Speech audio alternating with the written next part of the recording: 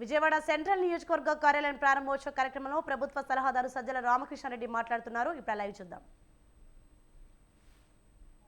అది ఒక బాధ్యత. మనం అన్ని చేసి జనమాశీస్సులు కోరాలి.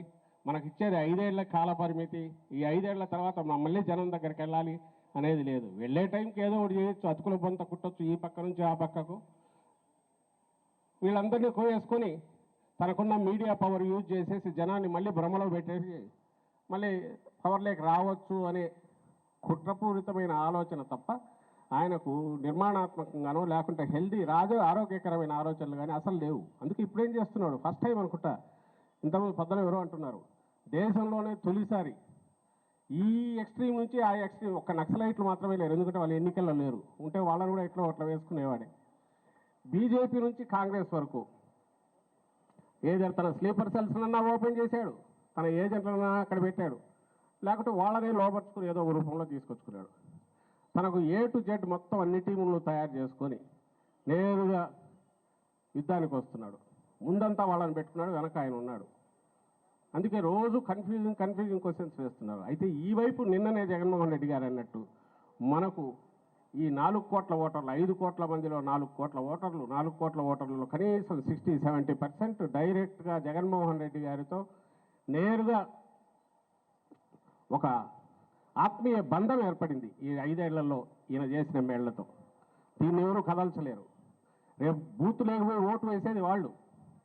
వాళ్ళకు తెలుసు జగనన్న ద్వారా ఏమందుకున్నాము, వరుసగా ప్రభుత్వం ఎట్లా సపోర్ట్ చేసింది, తమ బిడ్డలకు ఆరోగ్యం పరిస్థితి బాగాలేకపోతే హాస్పిటల్కి పోతే ఎంత బాగా చూసుకున్నారు, స్కూళ్ళకి పోతే లేటెస్ట్ ఇంగ్లీష్ మీడియం ద్వారా ఎట్లా ఇది ఎడ్యుకేషన్ నడుస్తుంది, పిల్లలు ఎంత బాగా పెరుగుతున్నారో వాళ్ళకి తెలుసు. కాబట్టి రేపు ఖచ్చితంగా బూత్లోకి పోయాక ఇటువైపు ఫ్యాన్ గుర్తు మీదే వాళ్ళ ఓటు ఇది పడుతుంది. దాంట్లో ఎలాంటి ఇది లేదు. అయితే ఈ మధ్యకాలంలో కన్ఫ్యూజ్ చేయడానికో ఇంకో దానికో ప్రచారంతో వాళ్ళు హోరెత్తిచ్చేదాన్ని తట్టుకోవడానికి మనం అప్రమత్తంగా ఉండాలి.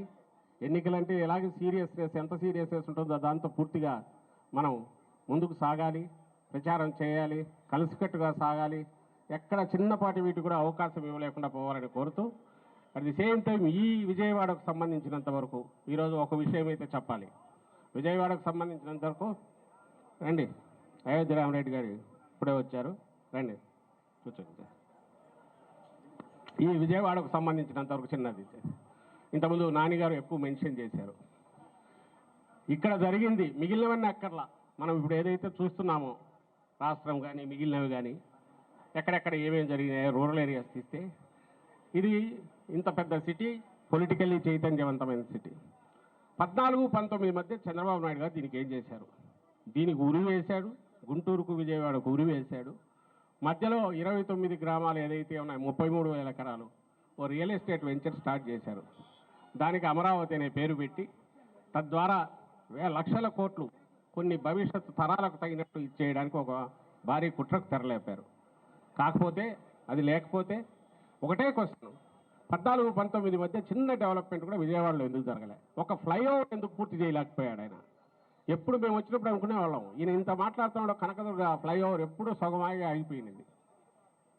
అలాగే కరకట్ట రోడ్డు సింగిల్ రోడ్ నుంచి డబుల్ రోడ్ ఎందుకు చేయలేకపోయాడు? ఇవన్నీ వదిలేసి ఈ కృష్ణా రివర్ మీద ఇబ్రహీంపట్నం దగ్గర నుంచి వచ్చిన ఏదైతే బ్రిడ్జ్ ఉందో అది ఎప్పుడు రాజశేఖర రెడ్డి గారి హయాంలో వచ్చిన బ్రిడ్జి, దాన్ని కూడా ఇంప్లిమెంట్ చేయలేకపోయాడు. అలాగే బైపాస్ రోడ్ దీని గురించి సంబంధించి చేయలేకపోయాడు. జగన్మోహన్ రెడ్డి గారు వచ్చాక రిటైనింగ్ వాళ్ళు ఈరోజు కంప్లీట్ చేసింది, ఆయన ఎందుకు చేయలేకపోయాడు? నేను రాష్ట్రం అంతా అడగట్లా, పెద్ద పెద్ద వ్యవస్థల గురించి అడగట్లా, విజయవాడ సిటీకి సంబంధించి ఎవరు దిగినా గన్నవరం నుంచి ఆయన అనుకున్న భ్రమరావతికి పోవాలనుకున్నా కూడా ఇట్లా పోవాల్సిందే కదా.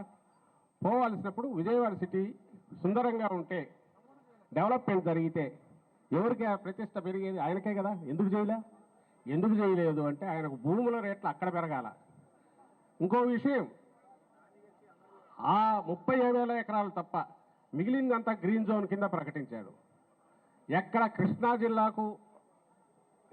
జిల్లా ప్రజలకు, గుంటూరు జిల్లా ప్రజలకు అన్యాయం చేసింది ఎవరన్నా ఉంటే ఆయన చంద్రబాబు నాయుడు గారు. గ్రీన్ జోన్ అని చేయడం ద్వారా వ్యవసాయానికి తప్ప వేరే దానికి భూముల వాల్యూ పెరగకుండా మొత్తం ఊరేసారు దానికి సంబంధించి. అది ఆయనకు నాన్నగారికి ఎక్కువ తెలిసి ఉంటుంది. ఎందుకంటే